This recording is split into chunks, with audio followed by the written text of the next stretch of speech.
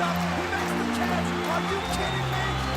5の型寒天の銃さあこれからが本番だ。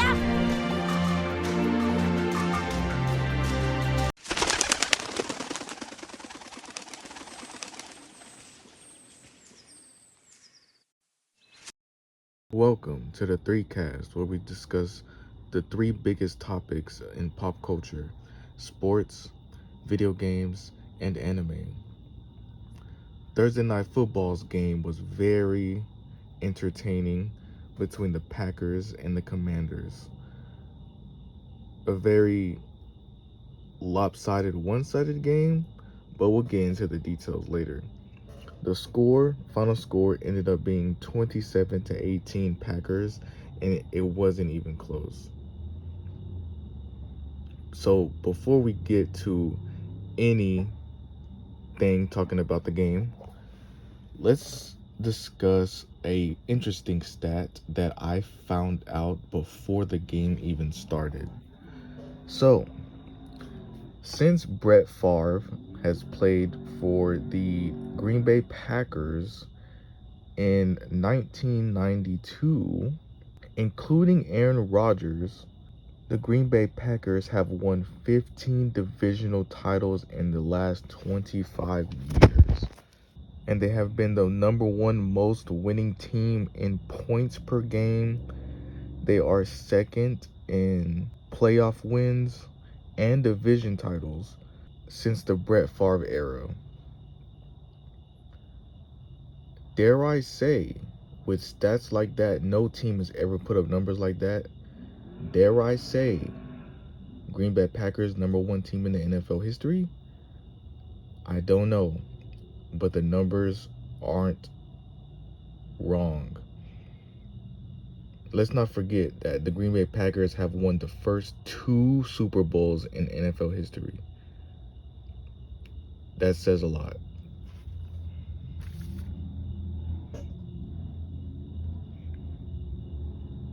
The Green Bay Packers did look good this game. So let's get into the game. The Green Bay Packers had a total of 143 total yards in the entirety of the game. And can I say that Jordan Love looked amazing in this game. He looked very comfortable passing the ball. Also, a little bit with his legs too. So he kind of did his thing, he looked very comfortable playing this Commanders defense. And the Commanders defense were a little lackluster. They really didn't do much offensively or defensively, but we're gonna get to them later. I really don't have much to discuss about the Commanders because they really didn't do much when it comes to performance, but we'll get to them. Towards the end of the first quarter, entering the second quarter, the Green Bay Packers had a total of 81 first downs to the Commanders' 6 first downs, which really shows the patience of the Green Bay Packers, how they were not giving the ball up, not really turning the ball over, being smart on downs. Every possession mattered. Every possession counted. You can tell which side of the ball really valued time on the clock and who really wasted opportunities on the other side of the ball. The Packers had 2 drives and scored on both possessions with a total of 92 yards overall. And Jordan Love had 96 yards by himself with 6 minutes and 30 seconds into the second quarter of the game.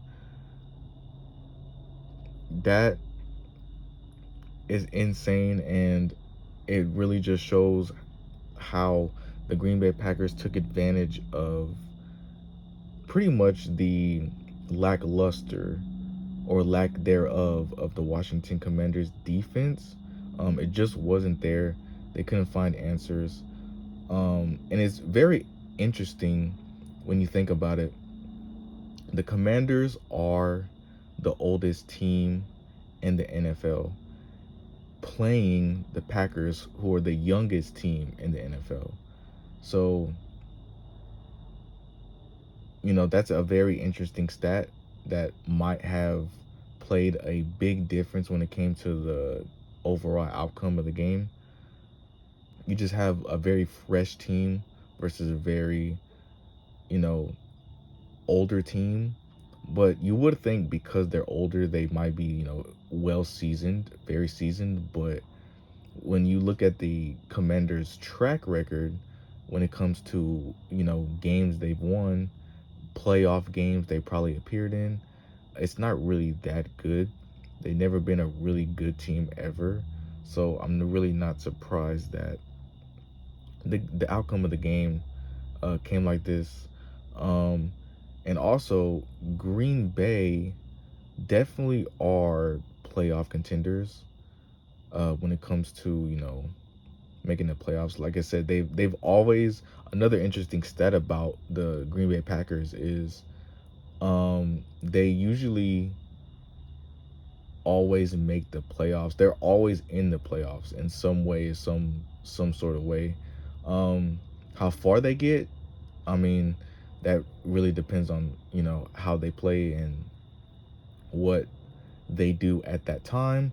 But they usually always make the playoffs. Like, I can't think of a single time where they missed the playoffs. They might have, but they have a good chance of making the playoffs and going very far in the playoffs, especially considering the last game and this game. So they have a very special team on their hands. I can see them going very far. Uh, it's kind of hard to argue with numbers. Best team of all time? I don't know. Is Jordan Love making a case, a very special case for maybe in early MVP? I mean, that's kind of hard to say. Maybe that's controversial, but we'll just have to see. But it's fun to think about. Now let's get to the Commanders. Like I said earlier, there's really not too much to say. They really kind of struggled on both ends of the ball. So let's get to the performance of how Jalen Daniels played. Jalen Daniels' yards per attempt was 4.8 yards per attempt. Now, that is super low, the lowest in the NFL history, which, I mean, I don't know. It's really kind of hard to tell. I don't know with this stat. I don't know if he was not throwing enough or he was throwing too much and he was doing incompletions. It's really kind of hard to tell. 4.8 yards per attempt. Those are very confusing numbers. And I don't know how to feel about that. But they really do need to clean up on with that at quarterback. Maybe you just need to find his rhythm. I don't know. Maybe figure out what's going on offensive line. Maybe he definitely needs to get more protection. That is one thing that the Green Bay defense was getting a lot of, was pressures. So maybe get the O-line right and we can figure something out there. That yards per attempt stat gave him an overall QBR rating of 27, which is super low.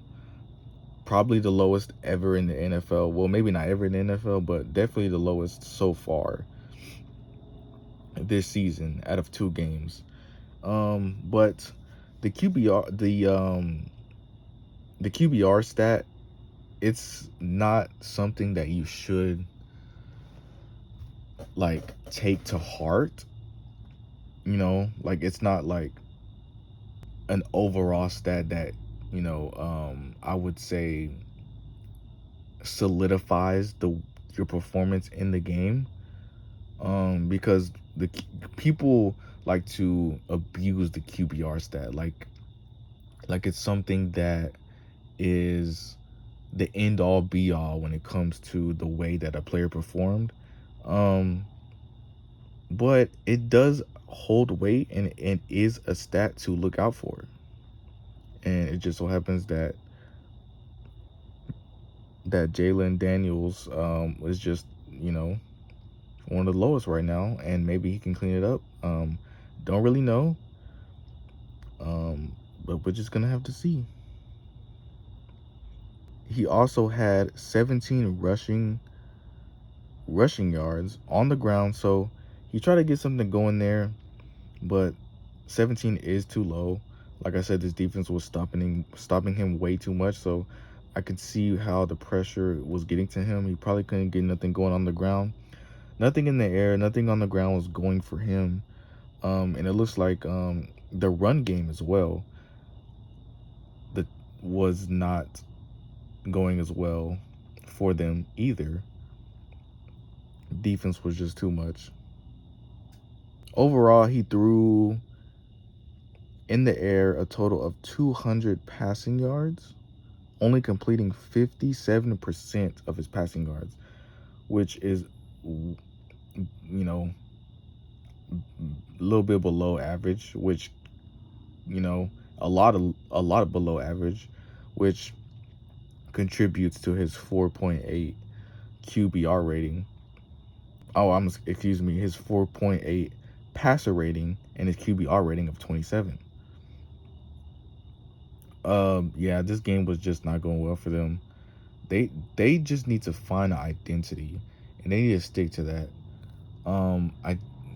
It's like I said, it is early in the season. We're only 2 games in.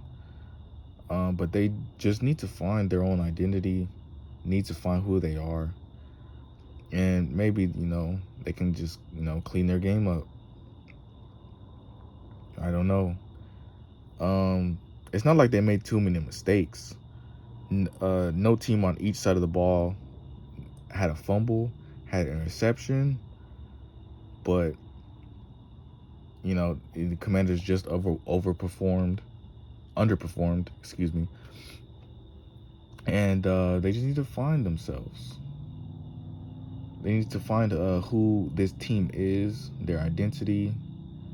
Just overall, just need to play way better. Let's talk anime news. Now, we're going to keep this segment brief. First, Indonesia, now Nepal.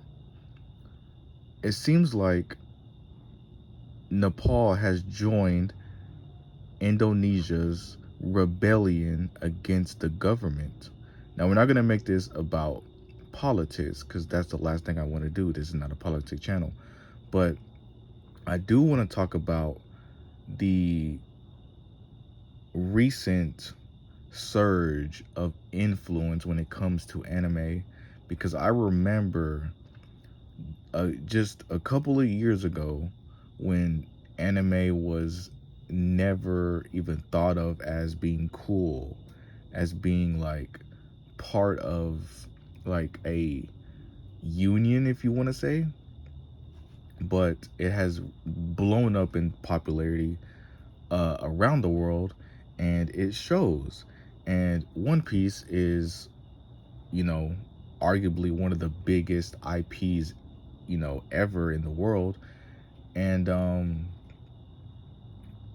it seems like just anime as a whole is uniting everyone to come together when regardless of who you are or where you live. Uniting people together, and people can come together and join hands when it comes to sharing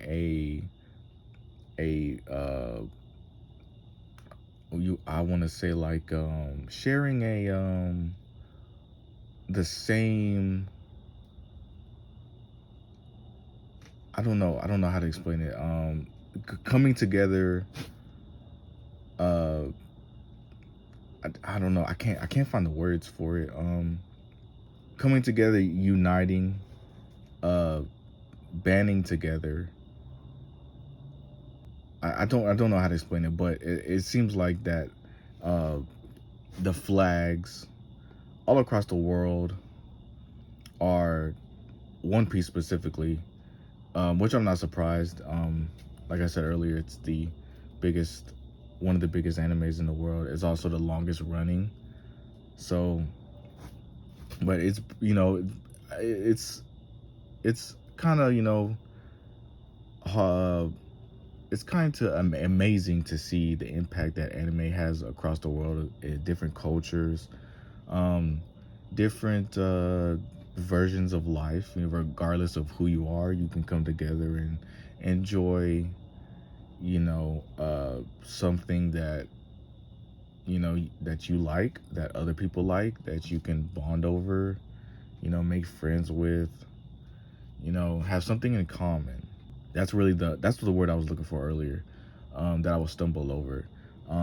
Multiple people have the same thing in common as you when it comes to watching anime, then hey, what I'm saying? That is a good thing. And we can bond over it, and you know, it's a wonderful thing. It's a wonderful thing, and I'm glad that we can come together as a people and bond over something, you know, in a world where the people are so divided, um, regardless of what the situation is, the arguments, or regardless of what anything is. That I'm glad that we have one thing that can bring people together, and what I'm saying, it's a wonderful feeling. So, as I'm getting ready to move on to the next topic, I found out that Donald Trump is planning on banning anime in America. Now, I highly doubt this is going to happen. If you all know, TikTok was supposed to get banned. I say supposed to in air quotes, but it never did. I don't even think it went through the whole process of trying to get banned. I don't think it was going to get banned in the first place. But this is not a place of politics. Like I said, I just want to keep it strictly anime. For this, yeah, but I don't think nothing's gonna come out of it. It should be fine. This also reminds me of does anybody remember a couple of, I don't know, maybe months ago or a while back, that anime was supposed to get banned in Texas? Now, this would really hurt me because that's where I'm from. But also, it turns out that it really wasn't supposed to get banned from Texas. It was supposed to just get censored from, in So think of it like this: if, for instance, in the manga of most, uh, you know, anime slash mangas or whatever, but in the manga, most creators will have flexibility in what they want to do when it comes to censorship, when it comes to things they can get away with. So you can get away with a lot more graphic and exposure when it comes to manga wise. You know what I'm saying? Because it's basically just a drawing on a page, right? So you can get away with a lot more when it comes to that kind of stuff. But when it comes to anime and airing it on, television stations, or um, things of, kind of like that, you can't really get away with stuff because of TV restrictions, and maybe certain types of companies have contracts or something like that. I don't really understand it, but basically censorship is very heavy when it comes to media. So, I could kind of see where that really happening, but the real confusion was, it was people thought that it was gonna get just completely banned from Texas or whatever, that you can't find it anywhere in Texas. It was just censorship. So a little less lackluster, you know what I'm saying? Nothing too crazy, you know what I'm saying? But it's still, at least we'll still, you know, enjoy it here, you know what I'm saying? But will it actually happen? I mean, we haven't felt the effects of it yet. I don't know if this is going to be a real bill that's going to pass anytime soon, or if it will, who knows when. It hasn't passed yet. I don't know any information about it. But that's that. Let's move on to the next segment. Well. Nintendo. If you haven't seen, Nintendo came out with a Nintendo Direct yesterday, showing off different types of video games and that they're gonna have coming up. Ones that they're really going to come out, maybe, you know, third-party titles, maybe first-party titles, who knows? But just different types of video games coming out for the Nintendo Switch 2, and um, it was kind of very lackluster. But I have a couple of video games that I wrote down that might interest, you know, some fans out there. So Mario Galaxy is coming out with a movie. They're gonna make a Mario Galaxy movie. I don't know how this is going to happen, but I don't know if it's gonna be good or bad. Um, the Super Mario Brothers movie is a great example of how you should, you know, make a animated Mario movie. It looked good. So that was, you know, it was a hit. But when it comes to Mario Galaxy, I mean, if you played Mario Galaxy, you know basically what the story is. You go around, you collect different stars or different moons, if you will, from different areas of the map. I don't know how you would make a movie out of this. Luckily, when it comes to Nintendo, they have variety of characters with different personalities and whatever. So you could pull it off. My whole thing is, what's the story gonna be? What's the overall, just, you know, plot of this whole movie? How long is it gonna be? Um, it's just a weird, like, a specific video game to make a movie out of. So that's kind of where I'm at with it. I'm not really sure how they're gonna do it. And also, because the video game takes primarily in place in space, this movie is going to be heavily CGI. So if you're into that, I know there's a mixed bag when it comes to, you know, CGI in movies and stuff like that. But if you do it right, then it could work. But if you mess up, then it could go horribly wrong. So it's kind of like, it's like a seesaw, you know what I'm saying? It's like, it's back and forth, you know. If you have this, then one's going to be better than the other, and vice versa. You really can't please everybody. But it's going to be heavy CGI. I just know it. And I don't know how that's going to come out. We just going to have to see. But it's Mario, it's Nintendo, so I wouldn't be surprised if this movie does very well. A sequel, maybe. I don't know. I wouldn't be surprised. And also, the fact that this movie is coming directly after a Super Mario Brothers movie, I mean, it does show that obviously the Super Mario Brothers as a whole IP is very popular, of course. But I'm surprised that there's not a Super Mario Brothers 2. They went straight for Mario Galaxy. Interesting decision. Also, this movie was also announced along with Super Mario Galaxy 1 and 2, a bundle, which, to me, why release it, both of those in a bundle, when you could just buy or play Mario Galaxy All Stars, because it already comes with Mario Galaxy. So you might as well just separately buy Mario Galaxy 2 as like a DLC or something like that. You know, save a little bit of money instead of buying both of it in a bundle. I don't know.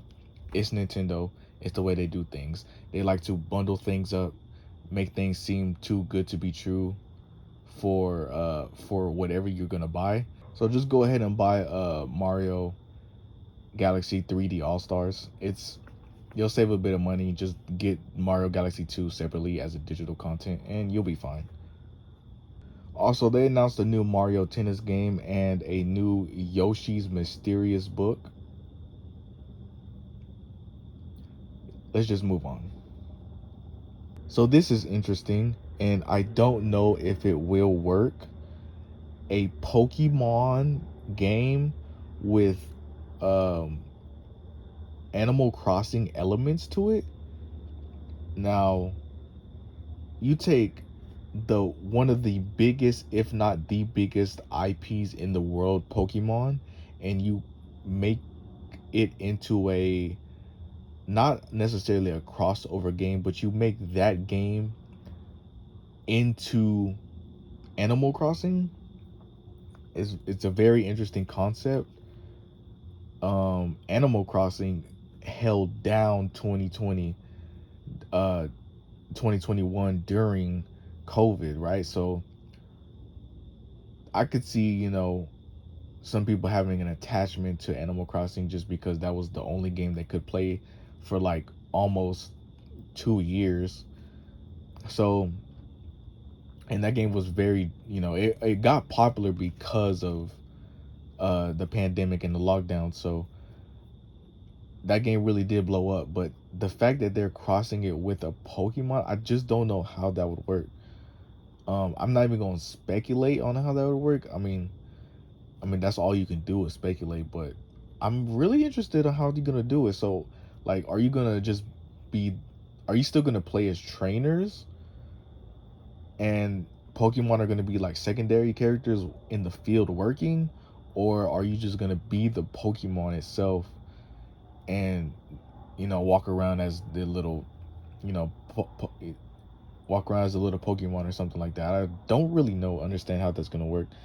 That is going to be interesting. If you're into the Pokemon or Animal Crossing, then this might be the game for you.